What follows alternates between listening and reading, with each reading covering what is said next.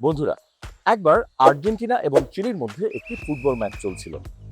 Match চলাকালীন সময়ে আর্জেন্টিনার প্লেয়ার এই বল কেড়ে নিতে গিয়ে হঠাৎ হোঁচট খেয়ে পড়ে যায় এবং রিফ্ল্যাক্সে সে চিলির প্লেয়ারের ফুটবল বুট ধরে ফেলে।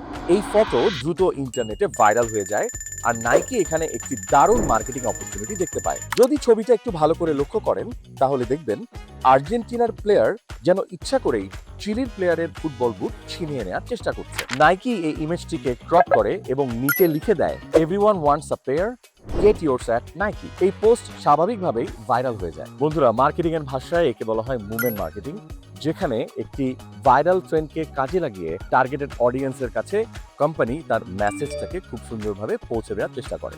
আপনারা এই ধরনের আরো ইন্টারেস্টিং মার্কেটিং স্ট্র্যাটেজি সম্পর্কে যদি জানতে চান তাহলে আমাদের বিজনেস টার্মস বইটি দেখতে পারেন। সবাইকে এতক্ষণ সাথে থাকার জন্য অসংখ্য ধন্যবাদ।